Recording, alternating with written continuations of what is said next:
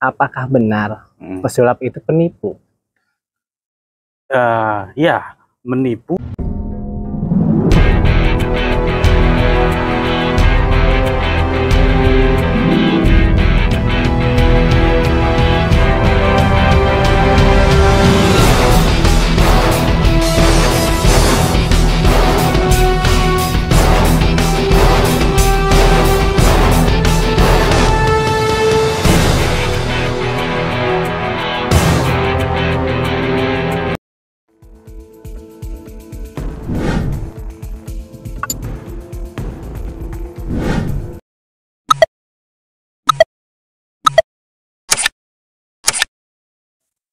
Oke, assalamualaikum warahmatullahi wabarakatuh. Berjumpa kembali dengan saya Surya Jagat di channel YouTube Padepokan Benteng Sukma. Pada malam hari ini kita kedatangan tamu, yaitu salah satu subscriber dari channel YouTube Padepokan Benteng Sukma yang ingin menanyakan mengenai perihal goib dan banyak hal yang akan ditanyakan. Oleh karena itu, dan saya akan mencoba untuk menjawab sesuai dengan apa yang saya ketahui. Oke, kita langsung panggilkan saja untuk tamu kita pada malam hari ini. Oke.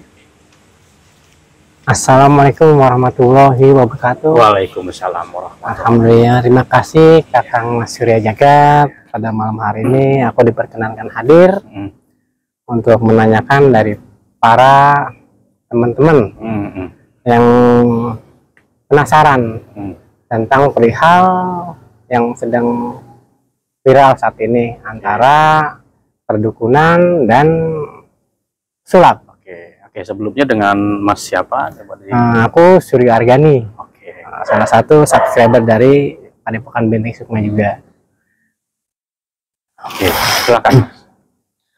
Maaf ya, untuk ini pertanyaan dari teman-teman yang menginspirasi istilahnya, dan saya mewakili mereka. Oke, siap.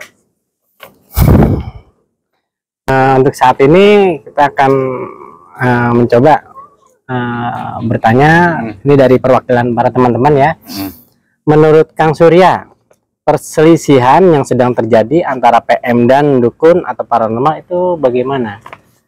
Ya, kalau saya pribadi sangat disayangkan ya untuk tindakan PM tersebut ya, dikarenakan terlalu ini ya, bisa dibilang terlalu menjas ya, menyamaratakan untuk dukun ya. Padahal kan dukun itu kan bisa dibilang ada yang memang lillahi ta'ala dan ikhlas menolong. Betul. Walaupun memang ada beberapa oknum dukun yang memang menipu.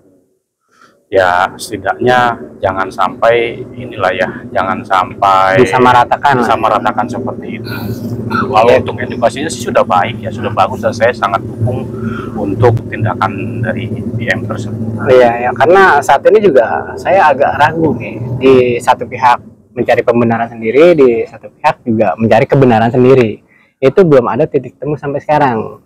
Ya, karena mereka satu sama lain sama-sama merasa benar dan merasa dirugikan. Padahal dengan perselisihan seperti ini, itu mereka itu akan apa ya?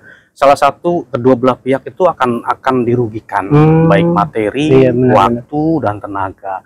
Oleh karena itu, kalau menurut saya sih lebih baik mah sudahlah. Yang penting duduk bersama, selesaikan sama-sama secara kekeluargaan. Iya, benar.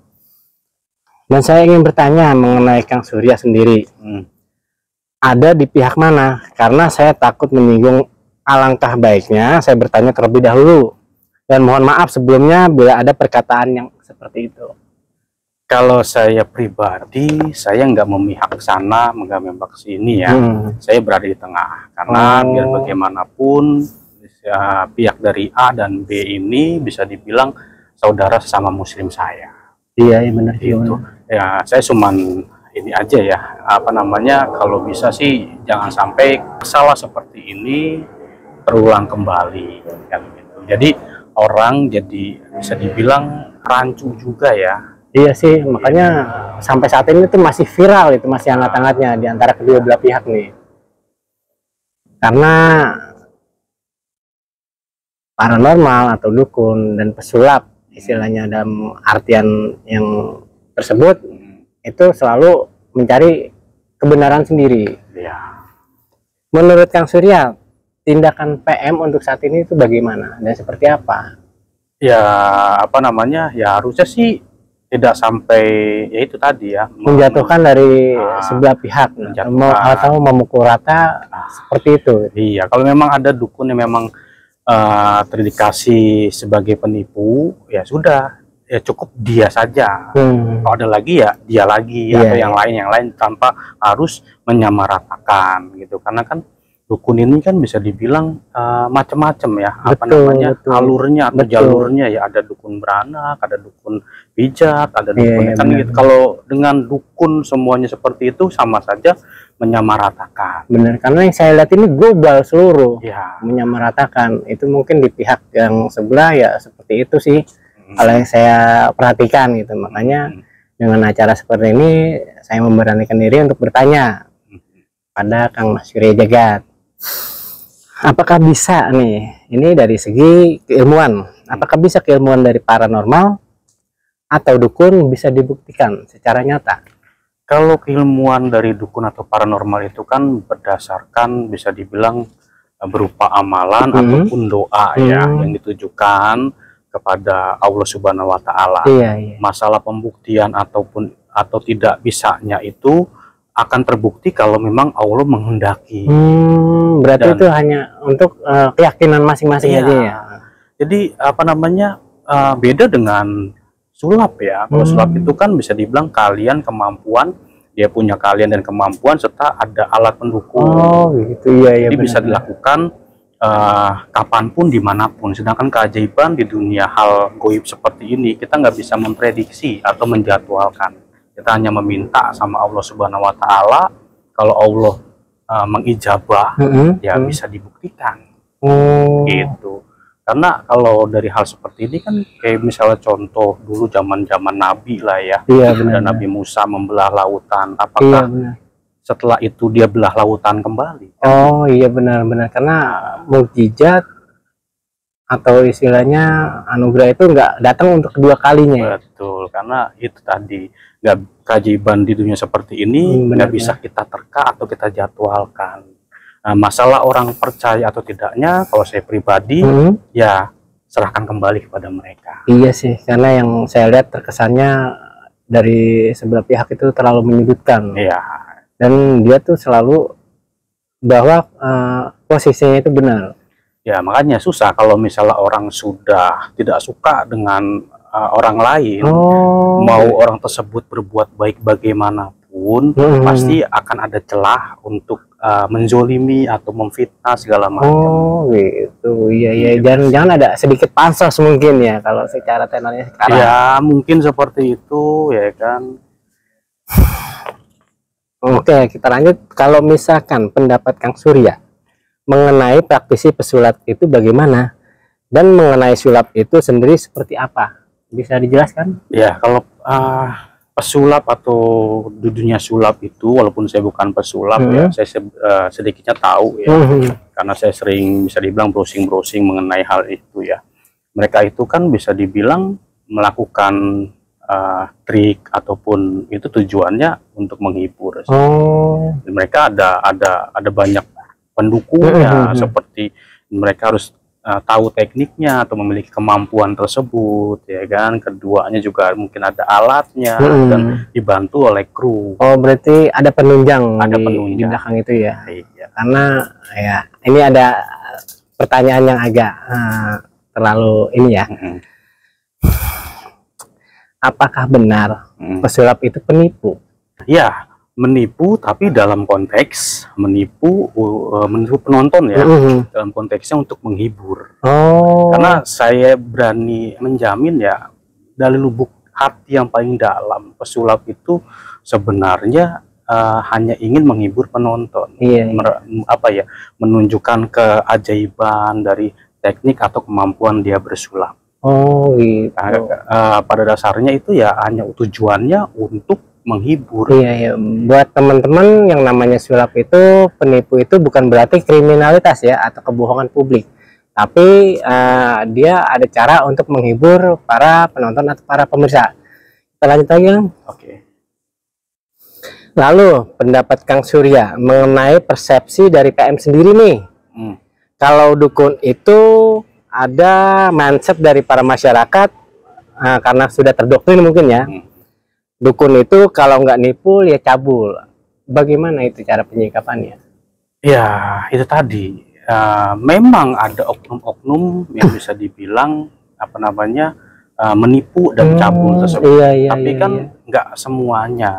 Jadi nggak semua dukun itu penipu dan nggak semua dukun itu cabul gitu. Karena saya juga punya beberapa teman dukun juga ya, dan dia menolong lillahi ta'ala.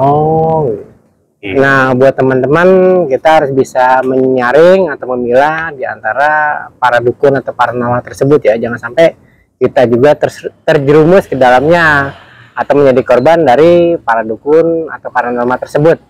Yang penting kita masih dalam di koridor agama, itu aja. Lanjut Kang ya. Oke, siap. Menurut Kang Surya, ciri-ciri dukun sendiri cabul atau penipu itu apa? Mungkin bisa dikategorikan atau dijelaskan agar masyarakat umum nih dapat mengerti dan bisa membedakan agar tidak mudah tertipu. Kalau untuk ciri-ciri model seperti itu banyak sebenarnya. Makanya kita itu sebagai orang awam harusnya bisa meneliti dengan jelas ya. Harus apa namanya? Jangan mudah terpancing nafsu kita, ya kan? Jadi kita harus memiliki pemikiran yang jernih. Jadi kalau biasanya sih kebanyakan kalau dukun-dukun yang bisa dibilang menipu atau cabul itu kadang kita punya hajat dia nggak bilang insya Allah atau apa, dia pasti bilang bisa. Dengan cara menjas bisa diyakin, biar dia pasien itu yakin dan tinggal dia entah minta uang atau bagaimana gitu. Jadi kalau untuk ini hanya keikhlasan aja ya, mungkin betul. Itu imbang lah dengan kinerjanya para paranormal. Karena kan mereka itu kan bisa dibilang belajarnya itu ya mereka melakukan tirakat atau puasa. Benar. Jadi untuk nebusnya seperti itu mungkin. Nah, untuk teman-teman juga jangan terlalu memukul rata bagi para spiritual atau para dukun tersebut. Setidaknya harus objektif aja dan bisa dibilang menggunakan akal yang jernih dalam menilai. Apakah sama saja pesulap dengan dukun? Maaf, ini pertanyaan agak menjebak sepertinya Kang nih, karena ini pertanyaan dari teman-teman juga nih. Ya, dari ininya sebenarnya sih berbeda ya. Walaupun saya nggak ini juga ya, saya sering lihat di ranah Facebook itu banyak bisa dibilang dukun-dukun itu memperlagakan atau memperlihatkan teknik-teknik sulap. Gitu ya, benar kan gitu. Cuman kalau saya pribadi ya sudahlah, yang penting kalau bisa sih jangan sampai merugikan atau jangan sampai itu dijadikan sama mereka itu jadi ajang untuk menipu untuk kepentingan pribadinya. Emang saat ini emang banyak sih yang seperti itu, mencari kesempatan, tapi banyak juga yang disayangkan karena sosok aslinya ya begitu, jadi ikut tercibir juga. Karena budaya orang Indonesia itu kan percaya dengan hal seperti ini. Betul. Lagi film-film zaman dulu itu memperlihatkan bahwasannya kesaktian orang-orang zaman dulu itu seperti apa, bagaimana. Jadi orang-orang zaman sekarang itu bisa dibilang ada beberapa yang bisa bilang menghayal ingin seperti itu. Tapi sih kalau bagi saya sih memang benar, budaya emang harus tetap terjaga.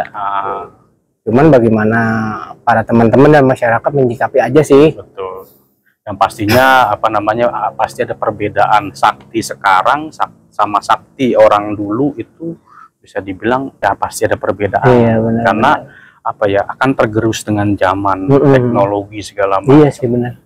Karena teknologi udah canggih. Ya model kayak gini, kayak orang dulu kalau misalnya mau mau melihat orang yang jauh di sana kan harus puasa dulu. Benar. Sekarang tinggal buka handphone, video call, beres sudah.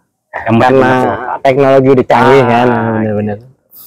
Nih untuk masukan atau saran dari Kang Surya mengenai perselisihan antara PM dan dukun, boleh disingkapi atau dijelaskan? Ya Kalau saya pribadi sih harus ada yang mengalah, saran saya sih harus ada yang Iya, mengalah. benar. Mengalah itu nggak selamanya kalah. Jadi mengalah demi terjalin suatu perdamaian. Karena berselisih itu sebenarnya orang yang berselisih dengan siapapun itu yang rugi kedua belah pihak yang berselisih itu. Nggak ada yang betul juga sih ya, benar. Benar.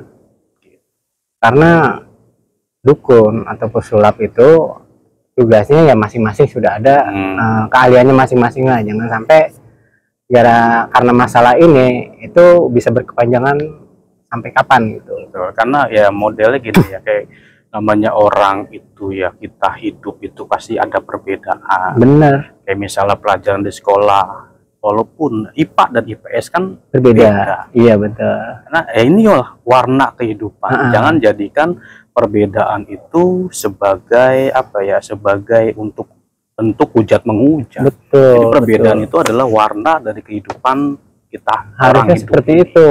Gitu. Saling menghormati dan menghargai. Karena gini, yang sama aja bisa berbeda. Benar. Yang berbeda sudah pasti tidak sama. Tidak sama. Model contoh ya, misalnya ada satu keluarga, dia memiliki 4 orang anak. Sama dari bapaknya sama, ibunya sama, tapi anak-anak ini pasti kan akan memiliki watak yang berbeda. Benar, karakternya masing-masing. Kita itu sendiri gitu kan. Dan ilmu itu semuanya berbeda. Kalau kita benturin, yang ada akan timbul konflik. Tapi bagaimana kita harus bisa dibilang menghargai dia. Memang dia apa namanya jalurnya seperti itu ya, selama nggak merugikan orang banyak atau nggak merugikan kita sendiri ya sudah biarkan saja. Oke, kita lanjut. Ini ada pertanyaan seputar untuk spiritual ya atau paranormal. Apakah ilmu mata batin atau terawangan dan rogo sukmo itu bisa dipelajari atau tidak, Kang? Ya bisa. Semua bisa dipelajari. Yang penting kita memiliki niat dan keyakinan. Semua itu bisa dipelajari semua. Buat teman-teman kalau ingin belajar, giatlah, karena sesuatu pencapaian itu kita harus bersusah-susah dulu. Jangan pengen maunya yang instan tapi dia nggak mau bersusah. Itulah namanya teman-teman sekarang lah. Satu lagi, Kang. Apakah pesulap menggunakan ilmu penerawangan? Karena nih pernah ada seorang pesulap dapat menebak suatu benda keberadaannya di wadah yang tertutup. Kalau itu sih bisa dibilang ya itu tadi ya, pesulap itu apa namanya, menggunakan teknik atau kemampuan yang dia pelajari dan juga misalnya kecepatan tangan atau apa kan gitu, itu kan termasuknya kemampuan atau teknik ya. Tambah lagi mungkin ada medianya atau alatnya yang mendukung dan juga ada dibantu dengan kru, karena kebanyakan show sulap-sulap itu kan biasanya ada mengikut sertakan banyak orang, makanya pesulapan pasti ada bisa dibilang apa ya, kalau pendamping atau apa sih, asisten. Nah, asisten itu kan mereka banyak biasanya. Tapi saya itu masih agak bimbang ya, karena ada seorang pesulap dengan mata tertutup, bukan satu lapis tapi beberapa lapis, tapi beliau itu bisa menebak. Kalau saya sebagai orang awam, mungkin ini ada sedikit yang namanya ilmu dari leluhur atau penerawangan seperti itu. Nggak mungkin kan dengan logika dia bisa nebak begitu aja gitu kan. Lanjut, Yang? Ya kalau itu sih ya itu tadi pasti ada trik atau tekniknya ya, yang mungkin kayak gitu kan, dan namanya saya bukan pesulap ya, nggak tahu sebenarnya teknik atau cuman yang pasti mereka itu pasti ada teknik dan triknya. Oh gitu, iya. Ini kita lanjut ke pertanyaan segi spiritual nih, Kang. Apakah mediasi bisa membuktikan akan kehadiran makhluk gaib? Contoh seperti orang kerasukan atau kemasukan. Itu real adanya apa hanya sebuah abreaksi? Pasukan atau kemasukan itu kan ada yang bener real, ada yang memang abreaksi. Konteksnya pada dasarnya kebanyakan kalau yang bisa dibilang yang saya lihat itu kebanyakan abreaksi dalam hal gini, emosinya mengendalikan kesadaran. Oh gitu, karena dipicu dari emosi itu sendiri ya? Iya. Tapi kalau kesurupan yang asli itu bisa dibilang mungkin dia bisa membahayakan untuk diri dia sendiri. Nah ini sebuah pelajaran nih Kang. Masalahnya gini, ada seorang dia itu seperti kerasukan, tapi setelah dinetralisir oleh spiritual atau paranormal, dia masih belum pulih, tetap seperti itu.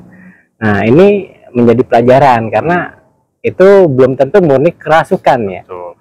Karena kalau abreaksi, tingkat emosional dia sudah disampai dengan apa namanya sudah tinggi lah ya, dia akan menimbulkan perilaku abreaksi tersebut. Berarti bukan karena kemasukan. Pernah sih kejadian ada teman yang mungkin dia sedikit bisa, atau ada orang kesurupan, dia coba untuk menyembuhkan atau menormalkan kembali, dia nggak bisa. Ya dipikir yang kemasukan itu lebih kuat, tapi setelah saya tahu di sini ada abreaksi atau kesurupan, itu baru saya paham abreaksi dan kesurupan itu berbeda. Oh, pantas. Iya. Dan satu lagi untuk di pihak spiritual kan, pernah ada seorang paranormal bisa mewujudkan benda pusaka atau mustika dari alam gaib atau sebelah nih. Menurut Kang Surya, itu memang keajaiban atau hanya trik dan rekayasa dari paranormal tersebut? Karena di pihak sebelah bilangnya itu trik, itu udah ditaruh, itu udah ada yang setting. Itu seperti apa? Ya itu tadi, keajaiban itu tidak bisa yang namanya kita prediksi atau kita atur.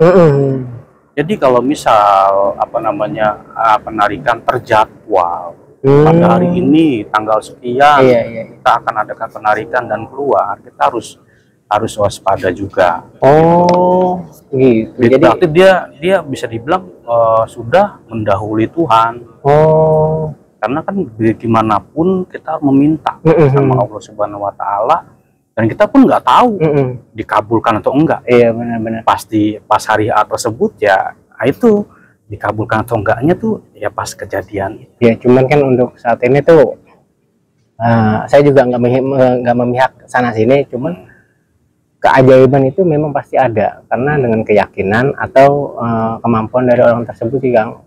Betul. Cuma kebanyakan ya dari spiritual atau paranormal ya kebanyakan ada settingnya seperti itu karena untuk menambah plus dari acara tersebut. Ya, intinya sih apa namanya untuk menunjukkan, kebanyakan sih untuk ajang sombong.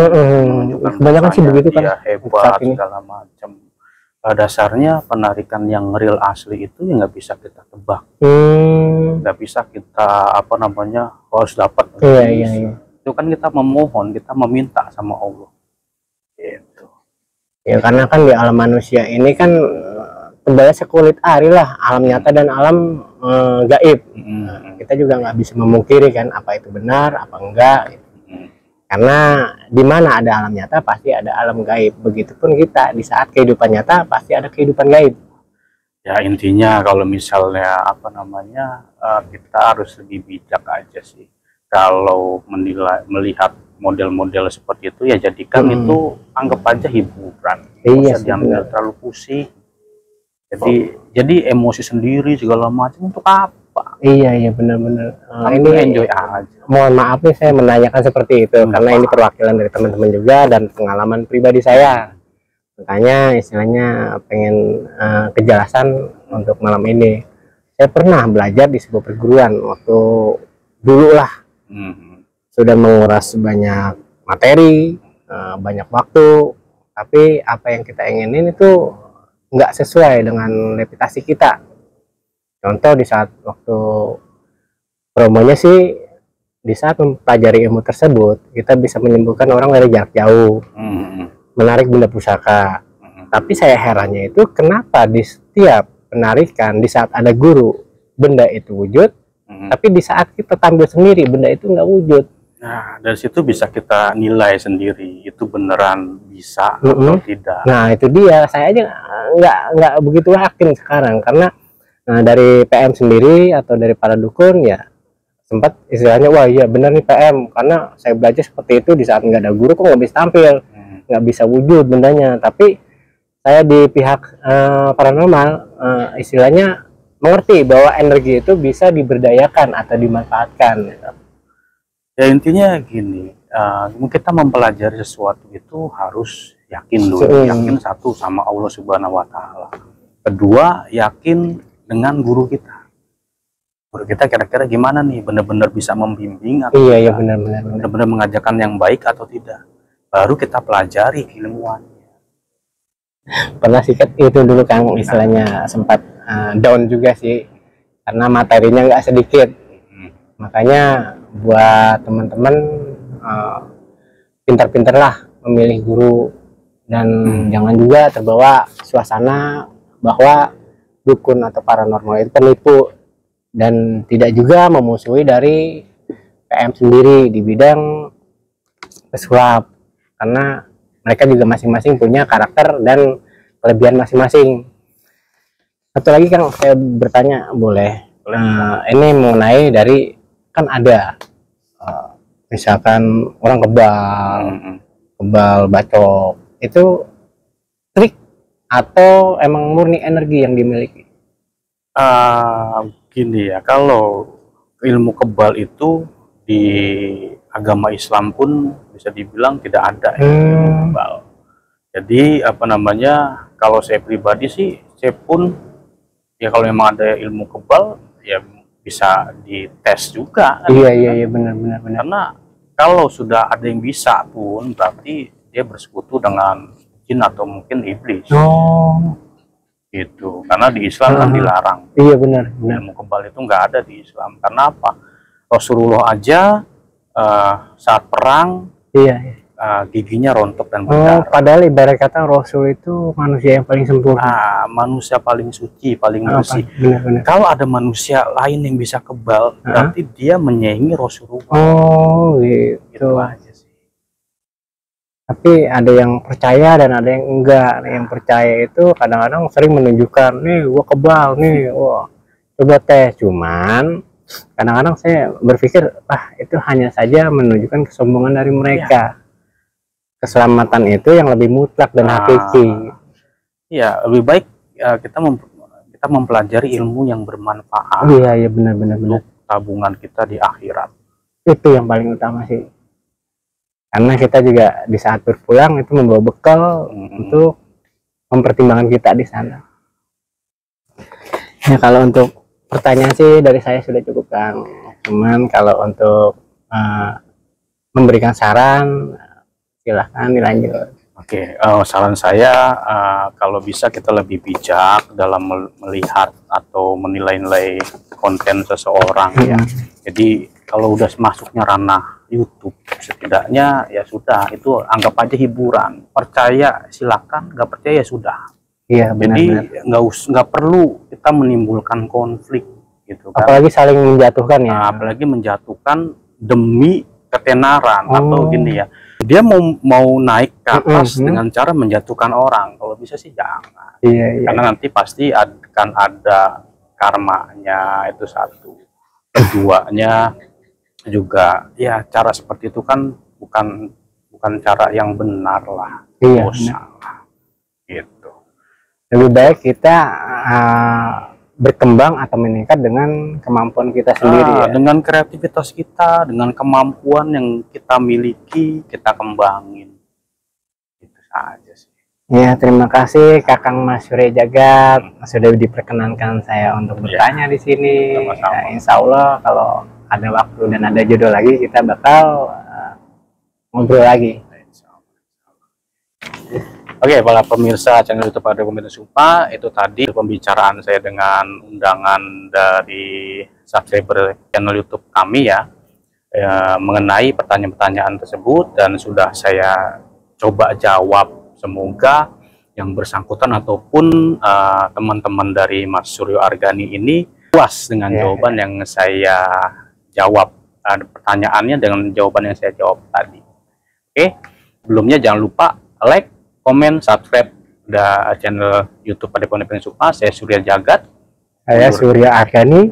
Undur diri. Assalamualaikum warahmatullahi wabarakatuh. Waalaikumsalam warahmatullahi wabarakatuh. Terima kasih ya. Iya. Pak.